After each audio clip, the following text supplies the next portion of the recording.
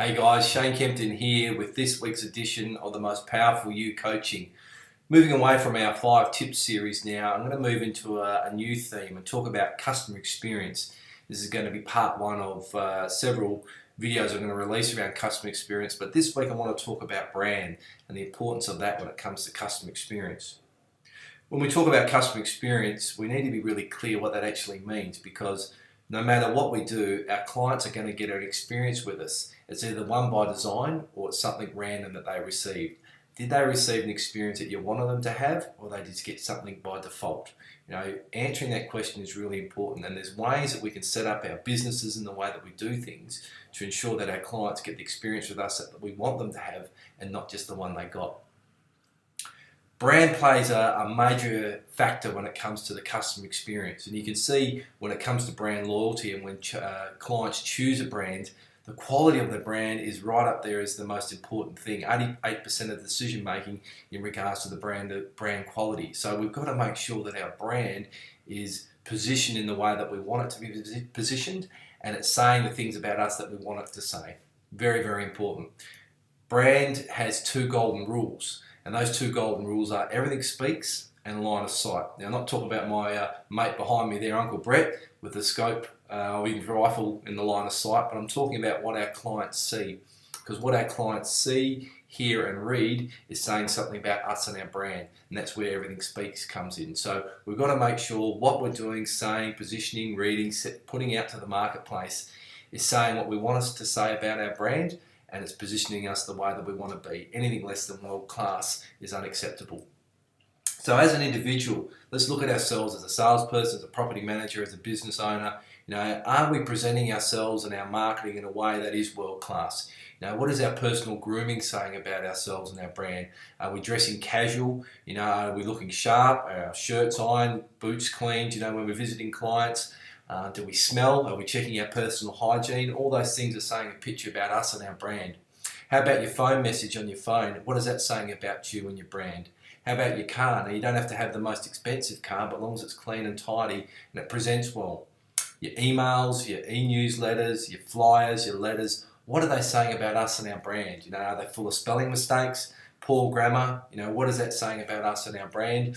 And social media is a big one. Making sure that our online and offline are aligned. Social media is a double-edged sword, and it's great to have fun on there. But too often not, we position ourselves in our marketing material as professional and available 24/7. Yet pictures on Facebook are showing us probably partying a little bit too hard and a little bit hungover, and maybe other pictures that aren't so desirable or align with what we want to say about our brand. As an office, just as important, thinking about the customer journey. They pull up into our car park. What's your car park saying about you and your brand? Is it clean and tidy, is it inviting, or has it got rubbish everywhere? And as they walk up to your office, they look at your office window. Are the windows clean for a start? Are the window cards faded, or are they nice and fresh and sharp looking? Are there dead flies in the window? What would that say about you and your brand? Is it saying you're world class, or is it saying something else? And then you walk into the reception area. How is that? Is it friendly, warm, inviting? Are the staff there in uniform? Are the flowers alive, or are they a couple of weeks old? What are the floor coverings like? What's the paint? Is it faded? What do the pictures on the wall look like? All that there is starting to make a position and saying something about us and our brand. And even more importantly, what happens when they look to the left or to the right of the receptionist, to the door out to the back of the sales area? What are they seeing out there? Are they seeing a professional office that is, looking clean and sharp, and or is it looking at a desk maybe, hopefully not as bad as this one on here? That's from another agent I used to coach. That was one of his desks there. I no longer coach them anymore. Just jokes. But you get the point there. Is it a mess out the back, or is it clean and tidy? Is it saying that we're a world-class brand? Collectively, the biggest one there is our marketing and online and emails, our e-newsletters, our websites.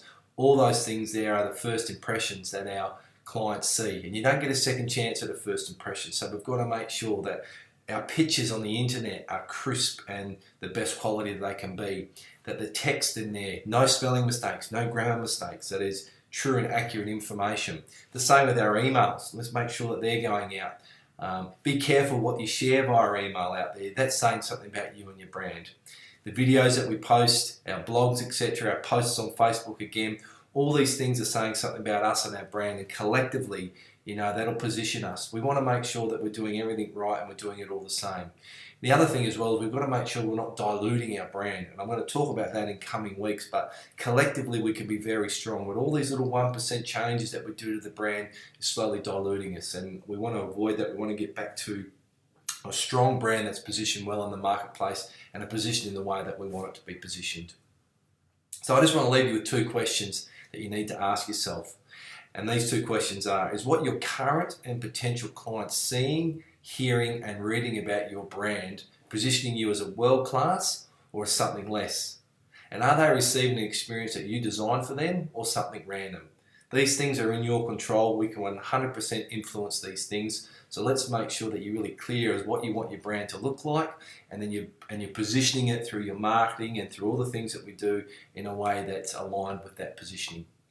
So a little bit of homework this week, something a little bit different, but a lot, and we talked about this in this week's Most Powerful You Coaching, that is, let's do a social media audit on ourselves. Let's make sure that our online and our offline are aligned. Now, what I mean by that is the picture that you're painting out there as a professional agent out there, make sure that's reflected in the posts, the words, the pictures that you're using online that everyone sees.